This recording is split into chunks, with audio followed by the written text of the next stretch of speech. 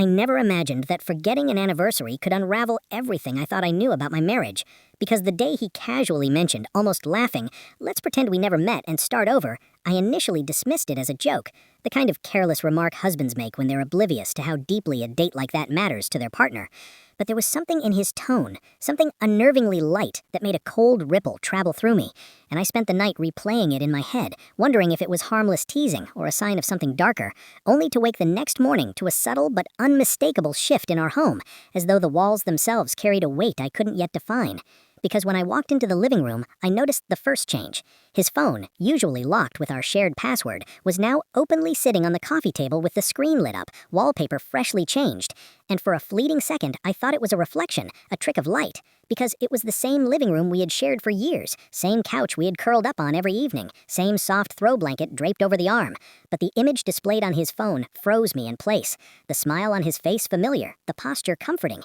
yet the person sitting beside him was not me. It was a woman I had never seen, the kind of bright, effortless beauty that seemed designed to fit seamlessly into my life, to replace me. And my stomach lurched, a mixture of disbelief, anger, and fear flooding through me in waves, because everything I had taken for granted, the laughter, the inside jokes, the shared glances, suddenly felt fragile, as though someone had quietly carved out a piece of my life while I slept. And the fact that he hadn't mentioned a thing, hadn't explained why his wallpaper now depicted a smiling stranger next to him in our own home, was a betrayal sharper than anything I had ever felt, cutting deep into my sense of reality, making me question every memory, every moment we had shared. Because if this could happen here, under our roof, how much of what I believed was true could I trust anymore? And I remember the way I stared at that screen for what must have been minutes, unable to speak, unable to move, my heart hammering in my chest, while he continued to pour himself coffee in the kitchen as if nothing had changed, as if the sight of me frozen with horror didn't register, and the ordinary sounds of our morning, the kettle whistling, the soft hum of the refrigerator, the birds outside, felt discordant, mocking even, as though the world itself had joined in conspiring against me. And in that moment, I realized that I wasn't just shocked,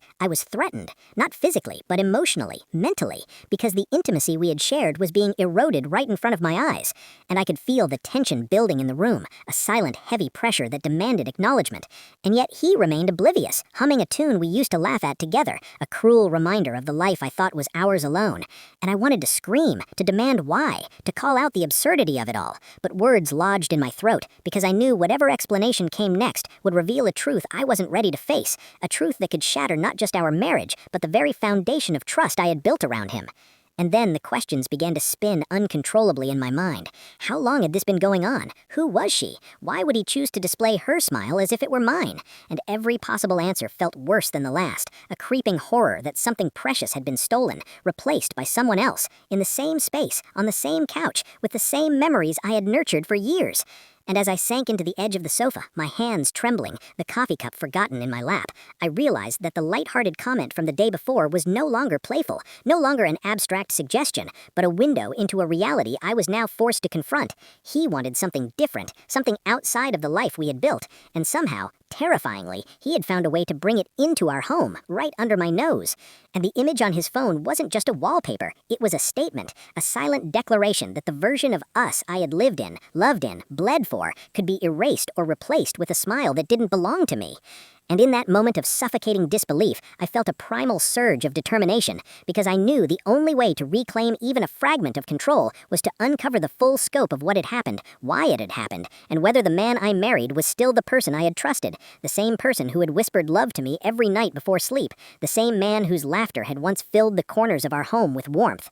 And I realized that from here on, nothing would be the same, that the ordinary, familiar walls of our living room now contained secrets, betrayals, and a challenge I had no choice but to meet head-on. Because if he could let this intrusion happen, if he could let another woman occupy our life in the most intimate ways while smiling at her as he once smiled at me, then I had to see clearly, act deliberately, and decide whether the marriage I had devoted myself to could survive the truth. And the thought of what might unfold next, what revelations his phone, his expressions, the smallest details might reveal, filled me with a tension so intense I could barely breathe. Yet beneath it all, a stubborn, unyielding core within me refused to break, refused to accept that my life could be overwritten in a single day. And as I sat there, staring at the image over and over, memorizing the angle, the light, the way she leaned slightly toward him, I promised myself that I would find out every detail, trace every step, confront every lie, because the person smiling in that photo was not just a stranger, they were the symbol of a betrayal I was not going to slide by. And whatever it took, I would uncover the truth, piece by piece, no matter how much it hurt, because surviving this would require clarity, courage, and the unwavering determination to reclaim the life that had been quietly stolen from me in a single glance at a phone, on the same couch, in the same home, under the same roof where I had once believed love and trust were unshakable. And the next hours, the next days, would reveal just how deep the fracture went, and whether I could emerge whole again, or be forced to watch the world I knew dissolve into a version of life where I no longer belonged. The hours that followed were a blur of tension and quiet observation, because once I saw that image, I couldn't unsee it, couldn't pretend that our life had remained untouched, and every small detail suddenly screamed at me. The way he smiled at me that morning when I tried to make casual conversation, the distracted glance at his phone, the subtle protective way he adjusted the coffee mug in his hand as if guarding something, and even the ordinary routine of him moving around the kitchen became suspect, like a series of clues scattered deliberately for me to notice, and my mind spun faster than I could control it, calculating, replaying every conversation from the past week, every unexplained absence, every little hesitation in his voice, all the things I had ignored because I trusted him, because I wanted to believe in the life we had built together. And now I realized that trust alone could no longer shield me from the truth, that I had to actively investigate, watch, measure, because the woman in that wallpaper was not just a face on a screen. She was evidence of an intrusion into everything I thought was private, sacred, and irreplaceable. And the thought made my blood run cold, because if he had allowed this in our home, if he had allowed her presence to reach the corners of our shared life, then there was no telling how deep it went, how long it had been happening, and whether he had started to see her the way he once saw me. And that fear became a pulse in my veins, driving me to examine every text, every call, every subtle shift in behavior, looking for patterns I could interpret, clues I could use to understand the full scope of betrayal. And as the day progressed, I noticed small, unnerving things. The way his hand lingered over the phone, the way he seemed almost too casual when I entered a room, the way his eyes darted to screens when he thought I wasn't looking, and all of it compounded the unease inside me, the gnawing certainty that something monumental had shifted without my knowledge, something that had the power to redefine the boundaries of our marriage, our trust, and my sense of self. And yet, despite the panic threatening to engulf me, a clear determination settled into my chest, because I realized that if I allowed fear to dominate, if I let him see me falter, the entire situation could spiral beyond my control. And control was all I had left, the last thread connecting me to the life I knew and the man I believed I had married. And so I began documenting everything in my mind, cataloging every glance, every gesture, every deviation from normal that could provide insight. And while I pretended to engage in our usual routine, laughing at jokes I no longer found funny and asking questions about his day I already suspected the answers to, I was quietly building a mental map, a record of the intrusion, a foundation to confront him when the time was right. Because confrontation without evidence is weakness, and weakness would only encourage the audacity I already knew was lurking within him, emboldened by my initial shock. And the tension in the air thickened when he finally noticed me staring at the phone, casually scrolling through the wallpaper, and he attempted to mask his own reaction with a half-smile, an attempt to diffuse the situation with charm and casual indifference, but I saw through it, through every micro-expression, the quick tightening of his jaw, the flicker of guilt, or was it fear, behind his eyes. And the more he tried to act as if nothing had changed, the more obvious it became that he understood the gravity of what I had discovered. And for the first time, a ripple of uncertainty passed through him, because perhaps he hadn't anticipated that I would see, that I would notice, that I would feel every detail like a jolt of electricity. And while he pretended the wallpaper was meaningless, I could feel the lie in the room, thick and suffocating, because the intimacy of our life had been invaded in a way that couldn't be ignored, and every ordinary object, the couch, the blanket, the coffee mugs, suddenly felt like props in a life being rewritten without my consent. And that realization sparked something fierce inside me, a determination I hadn't felt before, to uncover the truth fully, to trace every step that had led to this wallpaper, to understand who this woman was, how she had entered our lives, and whether my husband had already begun the dangerous journey of shifting affection, attention, and loyalty toward her. And that night, as I lay in bed, staring at the ceiling, my mind raced with scenarios, calculations, fears, and strategies, because the problem was no longer abstract, no longer a hypothetical threat. It was real, tangible, and I could feel it seeping into every corner of our home, every silent moment between us. And I resolved that I would not be passive, I would not be erased, and if he wanted to start over, I would make sure that starting over didn't mean leaving me behind, because I had spent too long building a life, a history, and a love that deserved acknowledgement, recognition, and protection, and no phone wallpaper, no fleeting remark, no casual suggestion could undo the bond we had shared. But I had to be clever, patient, and precise, because the next hours and days would determine whether the marriage I fought to protect could survive the intrusion, whether he would recognize what he had endangered, and whether I had the strength to face a reality where the man I loved could so easily allow someone else to step into our lives, into our home, and into our memories. And with that determination, sleep finally came in shallow waves, but my resolve remained, sharp and unbroken, a quiet but relentless fire burning inside me, ready for the confrontation I knew was inevitable, because I would not be replaced, I would not be forgotten, and I would uncover every truth hidden behind that smile, that wallpaper, and that casual, devastating remark he thought he could make without consequence. The next morning, I awoke with a knot of tension so tight it felt like it had settled into my bones, and as sunlight spilled across the same living room that now felt foreign, I noticed every detail with a new, almost clinical awareness. The cushions slightly askew, the blanket folded just so, the faint lingering scent of his cologne that somehow didn't belong to me alone anymore. And as I poured my coffee, hands trembling slightly, I realized that the wallpaper was no longer just an image. It was a symbol of the shift that had already begun, the silent, creeping erosion of trust. And every ordinary sound in the house became loaded with meaning, the refrigerator humming like a warning, the ticking clock counting down the moments until I would have to confront the reality I had been avoiding. And he moved around the kitchen with that same casual ease that had once comforted me, now tinged with a subtle arrogance I hadn't noticed before, a confidence that perhaps he believed I wouldn't notice the changes, that I would accept the new normal without resistance. But I could feel the tension coiling inside me, a mixture of rage and fear that sharpened my focus, making every word, every gesture, every glance from him a clue to decode, because if he thought that a simple wallpaper, a single phrase, a careless suggestion could erase the years we had shared, he was mistaken, and I silently resolved that I would investigate every corner of our life for evidence, for proof of what had begun. And the first clues appeared almost immediately as I scrolled through our shared devices, noticing subtle shifts in his communication, a text to someone unnamed that ended too quickly when I entered the room, a muted laugh at a joke whose recipient he immediately masked, and every small detail fed a growing dread that the intrusion was not accidental, not fleeting, but deliberate, and the woman in the wallpaper was not a random stranger, but a presence he was intentionally integrating into the fabric of our shared life,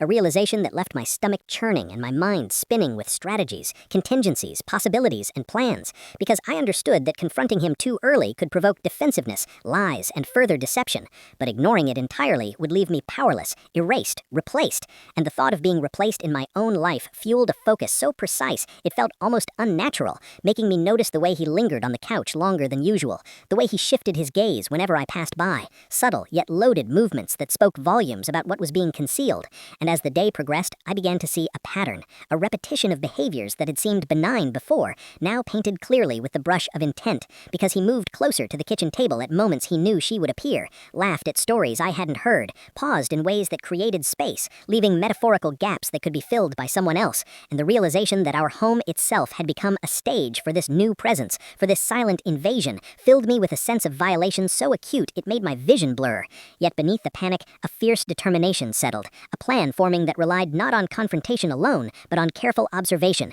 evidence, and timing, because if I acted impulsively, I risked losing clarity, and clarity was the only weapon I had against a betrayal that had already begun to seep into our lives. And as evening approached, he picked up his phone casually, swiping to reveal the same wallpaper once again, the same smile, the same setting, and my chest tightened so violently that I felt as though I could hardly breathe. Yet I didn't speak, didn't react, because showing alarm would give him a foothold, and I understood, almost viscerally, that this was a test, a way to gauge my response, to measure my tolerance, to see if I could be shaken, and I refused to yield, sitting quietly on the couch, pretending casualness while every nerve in my body screamed for action, for revelation, for some form of acknowledgement. And when he finally noticed my stare, he offered that same easy smile, the one that once melted me, now hollow, distant, tinged with a boldness that made my blood boil, and I realized then that he was measuring me, calculating whether I had noticed, whether I had felt the threat, and in that moment, I decided that I would not wait for explanations, for apologies, for confessions, because those were privileges he had forfeited by allowing this intrusion into my life. I would take control, quietly, methodically, documenting everything, tracking every interaction, saving every digital trace, observing every nuance. And as the sun set, casting long shadows across the living room that now felt alien, I made a silent vow to uncover the truth fully, to confront the reality of the woman sitting metaphorically on our couch beside the man I had married, and to reclaim, piece by piece, the life that had been quietly infiltrated. Because whatever games he thought he could play, whatever illusions he hoped to maintain, I had seen the first cracks, and I would use them to dismantle the facade entirely, restoring not only the truth of our relationship, but the integrity of the home and the history we had built. And as night fell, I remained vigilant, awake with a clarity sharpened by fear, betrayal, and the unyielding determination to reclaim the life that had been threatened, knowing that the next hours would reveal whether he would recognize the depth of his betrayal, or whether I would have to take even more decisive action to protect everything I loved. And in the quiet darkness, I felt the weight of that responsibility settle upon me, a heavy but necessary burden, because surviving this required not just courage, but strategy, patience, and an unwavering refusal to be erased from the life I had devoted myself to building. And as I watched the glow of the phone screen one last time before setting it aside, I understood that nothing would ever be the same again, and I was ready to uncover every truth, confront every lie, and reclaim everything that was mine. The following days unfolded with a strange, almost suffocating tension that I could feel in every corner of the house. The same house that had once been a sanctuary, now infused with suspicion and silent threats. Because every glance he cast at me, every movement with his hands, every casual swipe of his phone felt loaded with hidden meanings. And I began noticing patterns, behaviors that had once seemed mundane, but now screamed with significance. Like the way he lingered on the living room couch just a little too long, the faint hesitation before answering a call, the subtle way he angled the phone away whenever I passed by, and each small detail became a thread in a growing tapestry of betrayal I was determined to unravel. Because the wallpaper was only the surface, a glaring, undeniable symbol that something or someone had breached the boundaries of the life I had thought secure, and it was up to me to understand the depth of that breach before it was too late. And in my investigation, I found myself becoming hyper-aware of everything, from the messages he received at odd hours to the way he laughed at texts he claimed were funny memes. Every anomaly cataloged in my mind, forming a map that would eventually reveal the truth. Because if I didn't act, if I didn't see the intrusion for what it was, the life I had built could be quietly rewritten without my consent. And the more I observed, the more I realized how meticulous he had been in hiding the signs, yet how glaringly obvious it all became once you knew where to look. And that understanding fueled a resolve in me that was equal parts anger, hurt, and determination, because no one had the right to replace me in my own life, not even him, the man I had trusted with every intimate detail of my heart. And so I began creating a plan, not a confrontation born of impulse or rage, but a methodical, calculated series of steps to uncover the truth and reclaim control, documenting everything, saving every message, every call, every suspicious photo, while maintaining the outward semblance of normalcy, because if he suspected that I was aware, if he sensed my scrutiny, he would tighten his control, cover his tracks, and make the situation far more complicated. And the knowledge of that possibility kept me focused, alert, every sense heightened as I watched him interact with the devices in our home, the screens glowing with images, texts, and subtle reminders that I was no longer the only presence in our life. And the wallpaper on his phone continued to loom over everything, a silent declaration that the intrusion was ongoing, deliberate, and bold. And though fear prickled at the edges of my awareness, it was harnessed, controlled, transformed into the sharp focus required to navigate the unfolding betrayal, because there was no room for passivity in the face of someone who could allow another woman to occupy intimate spaces that were once mine alone. And I understood that confronting him too soon without evidence would give him power, would allow him to gaslight, manipulate, and deflect, and I would not allow that. So I kept meticulous notes, screenshots, and mental observations, every irregularity cataloged and stored, every hint of deception noted, building a clear picture of what had infiltrated our life and how far it had spread. And even as I maintained outward calm, smiling at him, engaging in conversations that seemed ordinary, performing the roles expected of me in our shared home, I was quietly assembling the tools I would need to expose the truth, to confront the deception with clarity and authority. Because now it was not simply about a forgotten anniversary, not about a casual remark, but about a life being quietly rewritten around me. And I refused to be erased. I refused to be replaced. I refused to allow the woman in that wallpaper, the symbol of intrusion, to occupy a place that was mine by every memory, every shared laugh, every intimate moment we had built together. And as I sat late into the night, reviewing every piece of evidence, replaying interactions in my mind, imagining confrontations, considering strategies, I realized that the next step required patience, precision, and timing, because exposing the truth too early could backfire, but waiting too long might allow the deception to become irreversible. all. And that tension, the delicate balance between action and observation, became my constant companion, sharpening my instincts, clarifying my mind, and strengthening my resolve. Because the life I had invested in, the love I had nurtured, and the trust I had given were worth every ounce of patience, every calculation, every sleepless moment spent planning the reclamation of what was rightfully mine. And as I finally set my notes aside, the wallpaper still glowing faintly on his phone across the room,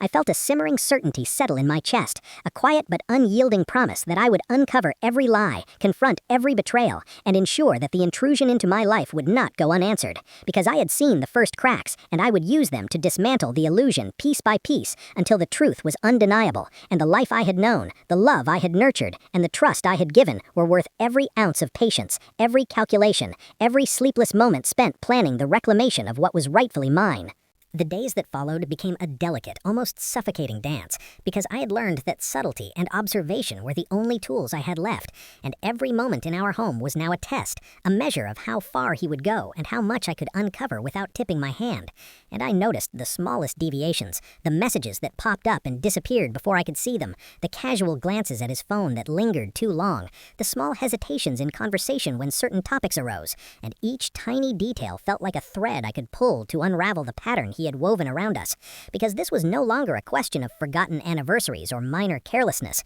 This was about intrusion, replacement, and betrayal, and I could feel the weight of it pressing into every corner of our lives. Every quiet moment that had once felt safe and intimate, now tinged with uncertainty and vigilance. Yet I forced myself to maintain composure, to speak lightly, laugh when appropriate, and act as if everything were normal. Because if he sensed my suspicion, if he detected the depth of my awareness, he could manipulate, deflect, and bury the truth even deeper, and I refused to allow that. So I meticulously recorded every anomaly, every suspicious interaction, every unexplained message or movement, building a mental and physical map of the intrusion that I would one day confront him with. Because I knew clarity, evidence, and timing were the only ways to reclaim what had been quietly threatened. And even as I moved through the motions of daily life, making breakfast, tending to our home, engaging in conversations, I was acutely aware of his presence, of the subtle ways he tried to maintain a facade of innocence, the casual touches that felt rehearsed, the laughter that no longer reached his eyes. And I realized that his behavior was designed to disorient me,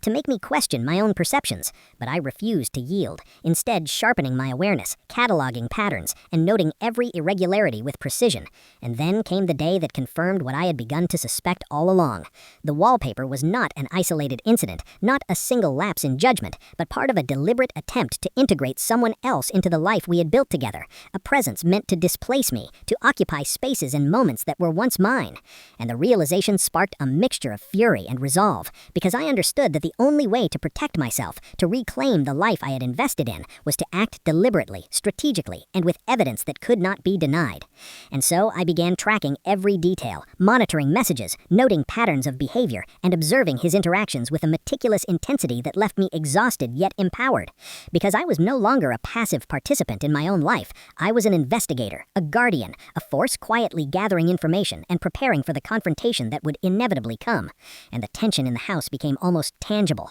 every glance, every movement, every subtle hesitation charged with the potential to reveal truths I had long suspected, but had not yet fully confirmed. And as the days turned into nights, the wallpaper remained a constant, silent accusation, glowing faintly on his phone as a reminder of what had been allowed to penetrate our home. Yet it also became a symbol of the clarity I was forging in response, because the more I observed, the more patterns emerged, the more evidence accumulated, and the more certain I became that the confrontation would not only reveal the truth, but reclaim the boundaries of our life, our trust, and our shared history. And finally, as I lay in bed one night, reviewing notes, mentally replaying every interaction, every deviation, I felt a hard, unshakable resolve settle into my chest, a promise to myself that I would uncover every lie, confront every betrayal, and restore the life that had been quietly threatened. Because I had seen the first cracks, I had traced the intrusion, and I was ready to act with the precision and strength necessary to ensure that the presence of another would never replace the place I had always held in the life we had built together.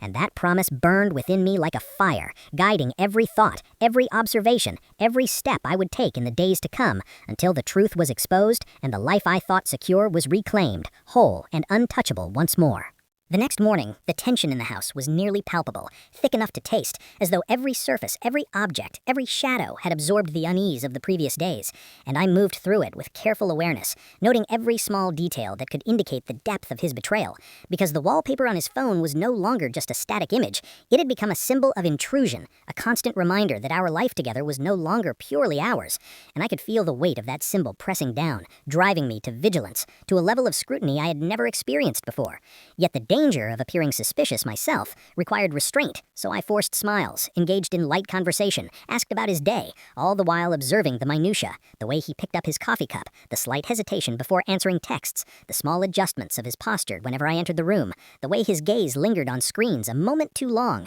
and every subtle movement, every tiny inflection in voice or expression became data, a piece of the puzzle I was determined to solve, because understanding the truth was the only way to reclaim my life, and reclaiming my life required patience, strategy, and the ability to appear unshaken while quietly dissecting every interaction. And as the day wore on, I noticed a shift in him, subtle but undeniable, a stiffness in his movements, a slight defensiveness in his casual smiles, the way he occasionally glanced at me with something unspoken, and I realized he had sensed my awareness, that he understood, even if he didn't admit it, that his carefully curated illusion was no longer invisible, no longer untouchable, and that realization brought with it a surge of power, tempered by caution, because exposing him too quickly could provoke defensiveness or even further deception, and I could not risk losing the clarity I had fought to preserve. So I continued my careful observation, documenting everything in secret, noting every pattern, every irregularity, and connecting each piece to form a map of the intrusion that now dominated our home.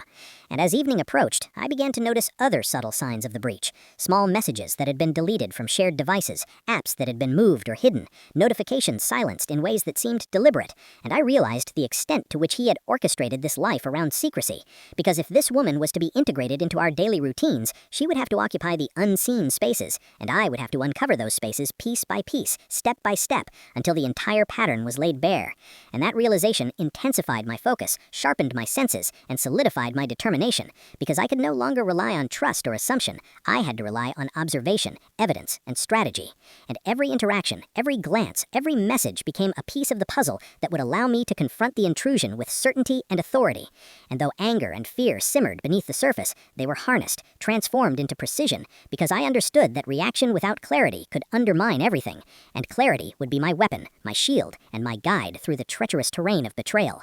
And as I sat late into the night, reviewing notes, screenshots, and mental recollections, I began to formulate a plan, a methodical approach to uncovering the truth and confronting him in a way that could not be denied, because the life I had built, the love I had nurtured, and the trust I had invested demanded nothing less. And even as exhaustion pressed against me, even as the hours of observation threatened to overwhelm my mind, I felt a steely resolve harden in my chest, a certainty that I would see this through, that I would navigate the maze of deception and reclaim the life that had been quietly threatened. And as I finally set the phone aside, the image of the other woman still glowing faintly on the screen across the room, I made a vow to myself, silent but unbreakable, that the intrusion would not succeed, that the bonds of marriage, history, and love would not be erased by a single image, a casual remark, or weeks of subtle betrayal, and that I would expose every truth, confront every lie, and restore control to the life that was always mine to protect. Because I had been shocked, disoriented, and betrayed, but I was not powerless, and the next steps I would take would ensure that the presence of another would never overwrite the place I had always held, the home I had built, and the love that had never been hers to claim. The next morning arrived with a strange, heavy quiet, as though the house itself had absorbed the tension of the previous days, and I moved through the familiar rooms with a new awareness, each step, each glance, each sound magnified by the certainty that the life I had known was being quietly infiltrated. And I noticed the small, almost imperceptible ways he had begun to change, the slight hesitations before answering questions, the way his fingers lingered over his phone a moment too long, the subtle shifts in posture when I entered a room, and every one of these tiny deviations became a piece of evidence, a clue that would guide me toward understanding the full scope of the betrayal. Because I knew that if I acted too soon, too recklessly, I could provoke defensiveness, lies, or even further concealment. Yet inaction was no longer an option, and I had to balance patience with vigilance, observation with preparation, because the wallpaper on his phone had made one thing clear: there was another presence in our life, another woman occupying spaces, moments, and memories that had once belonged solely to me. And the knowledge of that intrusion fueled a simmering combination of anger, determination, and fear, because betrayal of this intimacy was not theoretical, it was tangible, visible, undeniable and impossible to ignore. And as I moved through the day, pretending normalcy while mentally cataloging every interaction, every message, every gesture, I began to form a plan, a methodical approach to uncover the truth and confront it with evidence that could not be dismissed. Because if I relied solely on emotion, I would lose the clarity I needed. And clarity was my only weapon against a deception that threatened to erase the life I had built, the history I had shared, the love I had invested in. And as the afternoon sun filtered through the windows, casting shadows across the living room, I noticed the subtle changes he had made in anticipation of her presence, the slight shift of the throw pillows, the repositioning of chairs, the careful placement of objects to accommodate someone else. And each detail, once trivial, now felt like a deliberate sign, a confirmation that my suspicions were correct, that the intrusion was intentional, calculated, and ongoing. And with each confirmation, my resolve hardened, transforming fear into a focused intensity that demanded action. Because surviving this required more than anger, more than confrontation. It required strategy, precision, and the patience to wait for the moment when the truth could be exposed beyond denial. And so I continued to observe, recording details, taking mental notes, comparing behaviors, building a complete picture of the intrusion. And as evening fell, the glow of his phone once again illuminated the wallpaper, the image of her smiling beside him in a space that had always been ours. And I felt a surge of controlled fury, a clear understanding that the intrusion would not go unanswered, because I would reclaim the boundaries of my life, restore the integrity of my home, and ensure that the love, trust, and history that had been shared could not be overridden by a single image or a careless remark. And as I lay in bed that night, reviewing everything I had observed, analyzing every subtlety, I realized that the next step would require both confrontation and evidence, a balance between exposing the truth and maintaining the clarity necessary to protect myself. And the thought of the inevitable confrontation did not terrify me, it sharpened me, focused me, gave me a sense of purpose, because the intrusion into my life had revealed not weakness, but strength, not passivity, but resolve. And I understood that surviving this ordeal meant asserting control over the narrative,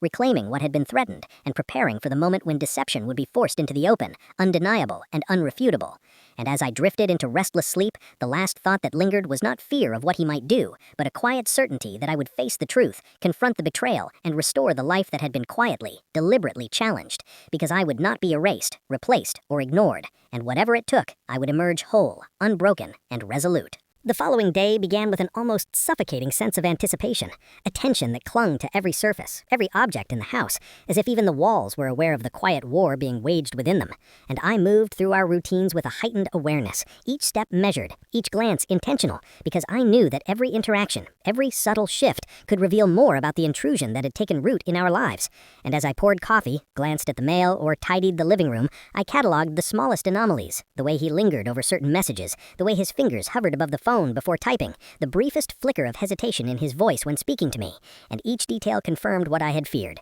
The woman in the wallpaper was no longer just an image, she was a symbol of a deliberate, ongoing presence in the life we had built together, an unseen intruder occupying spaces, routines, and memories that had once belonged solely to us. And the knowledge of this deliberate intrusion ignited a fire within me, a combination of fury, clarity, and determination, because I understood that surviving this would require precision, patience, and the unwavering pursuit of evidence that could not be ignored or dismissed. And so I continued to observe, quietly, meticulously, documenting every message, every conversation, every subtle shift in his behavior, building a complete picture of the deception so that when confrontation came, it would be undeniable. And the wallpaper on his phone continued to haunt me, a glowing, silent reminder of the presence he had allowed into our home, into our marriage, and into my life. Yet that haunting became fuel for my resolve, sharpening my senses, focusing my thoughts, and guiding every decision, because I refused to be passive, refused to allow someone else to occupy the life that I had built and nurtured. And as the day wore on, I noticed further confirmations, small changes in routine,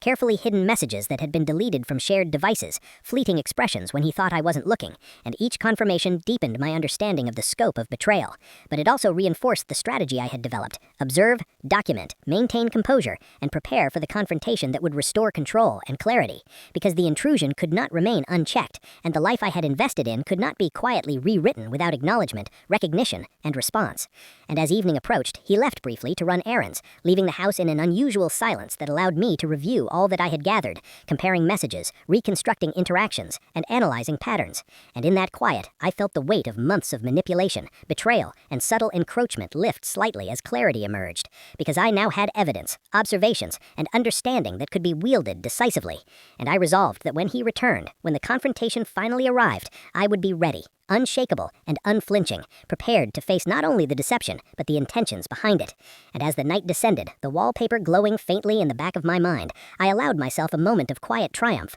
knowing that every detail I had collected, every subtlety I had observed, would be the foundation upon which I reclaimed the life, the trust, and the love that had been quietly threatened. And that moment, brief though it was, solidified my determination, reminding me that power lies not in panic or reaction, but in observation, clarity, and deliberate action. And with that resolve, I prepared myself for the final step, knowing that the confrontation would not only expose the truth, but also define the boundaries of our future. And in that preparation, I felt an unshakable certainty, the knowledge that I would emerge not broken, not defeated, but fully in control, ready to restore the life that was mine. And that certainty carried me through the hours, sharpening my focus, steadying my heart, and guiding me toward the inevitable reckoning that would finally bring the deception into the light. The morning of the confrontation arrived with a weight that pressed down on me from every direction, the sunlight filtering through our windows casting long shadows across the rooms that had once been comfortable and familiar, now transformed into a stage for a truth that could no longer remain hidden. And I moved through the house with careful precision, reviewing in my mind every observation I had collected over the past days, every message, every gesture, every subtle shift in his behavior, every deleted text, every lingering glance, because all of it had built into a complete picture, a map of betrayal that demanded exposure. And as I prepared for the moment when I would finally confront him, I felt a mixture of anticipation, anger, and a strange clarity that steadied me, because I understood that the life I had nurtured, the marriage I had invested in, and the trust I had given were too precious to allow deception and intrusion to dictate the future. And so I moved with calm determination, setting my phone aside, ensuring every detail of the house reflected normalcy, as though everything were ordinary, while beneath that composed exterior, every nerve in my body hummed with readiness, every thought aligned toward one goal, reclaiming what had been quietly threatened. And when he returned from his errands, I could see the brief flicker of surprise in his eyes, subtle but unmistakable, as if he sensed that the quiet vigilance I had maintained was about to erupt into undeniable action. And I did not speak immediately, allowing the tension to stretch, allowing him to feel the weight of my awareness, because power, I had learned, lay not in rushing to accusations, but in establishing undeniable clarity. And as he moved into the living room, the wallpaper on his phone still glowing faintly, I finally addressed it, my voice calm, steady, and unwavering, recounting every observation, every irregularity, every subtle sign of the intrusion that had invaded our home. And with each word, I watched his expressions shift, from casual ease to mild discomfort, to a flicker of guilt that he could not fully mask. And I continued, detailing how the wallpaper was not a trivial image, but a symbol of a deliberate presence, a woman who had infiltrated the life we had built. And as I laid out each piece of evidence, from messages to patterns of behavior, I could see the tension in him mount, the posture tighten, the eyes dart briefly as if seeking escape. And the reality of exposure became undeniable, because I spoke with clarity, authority, and control, leaving no room for evasion or deflection. And as the minutes stretched, I observed him respond not with anger, not with charm, but with a quiet resignation, the acknowledgement of the truth that had long hovered at the edge of awareness, but had now been brought into the light. And in that moment, I felt a surge of power, not cruel or vindictive, but a calm, unshakable authority born of observation, patience, and preparation. Because I had seen, I had noted, I had understood, and now the truth was mine to wield. And with that truth laid bare, the layers of deception, the hidden presence, the deliberate intrusion could no longer operate in the shadows. And I watched as he attempted explanations, hesitant and incomplete, because the evidence I had gathered left him no choice but to acknowledge, to admit, and to face the consequences of allowing someone else to occupy spaces that had belonged solely to us. And as the confrontation continued, I maintained my composure, guiding the conversation with a precision that ensured clarity and avoided chaos, ensuring that the focus remained on the facts, the intrusion, and the betrayal, and not on the emotional turbulence that threatened to overwhelm either of us. And as the hours passed, the full scope of the situation became clear to both of us, the intentions, the presence, the consequences, and I felt a strange, almost overwhelming sense of relief, because the act of reclaiming the narrative, of restoring truth and clarity to our lives, lifted a burden I had carried silently, meticulously, and intensely for days. And I realized in that moment that power does not lie in anger alone, or in confrontation for its own sake, but in observation, patience, precision, and the courage to face the uncomfortable truth without allowing fear, panic, or emotion to cloud judgment. And as the evening drew on, I observed the first signs of genuine remorse, subtle but undeniable, and the understanding that while the intrusion had caused damage, it could not erase the foundation of our life, our history, and our bond. And I felt a quiet satisfaction, a deep, resolute certainty that I had not only survived the threat to my place in our life, but had strengthened my control, my awareness, and my presence. And as I looked around our home, each familiar object, each corner of every room, no longer felt violated or foreign, but restored to the order I had silently defended throughout this ordeal. And finally, as night fell, I allowed myself to breathe, to feel the weight of days lifted, because the wallpaper, the symbol of intrusion, was now only an image, powerless against the preparation, clarity, and resolve I had brought to the situation. And I knew that moving forward, the home we shared, the marriage we had nurtured, and the love we had cultivated violated could no longer be silently rewritten or threatened without acknowledgement, and that knowledge carried with it a deep, unshakable strength, a certainty that the intrusion had failed, the boundaries had been reclaimed, and the life I had fought to protect was intact, resilient, and fully mine. And as I finally lay down to rest, I felt the culmination of days of tension, observation, and preparation settle into a quiet triumph. Because I had faced the deception, I had exposed the truth, and I had emerged unbroken, whole, and fully in command of the life that was never meant to be replaced. And in that triumph, I understood something deeper, that trust once threatened can be rebuilt, boundaries once violated can be restored, and the presence of another, however bold or calculated, could never erase the bond, the history, and the love that I had fought to preserve. Because I had seen the shadow of intrusion and met it with clarity, strength, and unwavering resolve. And that alone ensured that the life we shared, the marriage I had nurtured, and the place I held in that home would endure, unshaken, unbroken, and undeniably mine.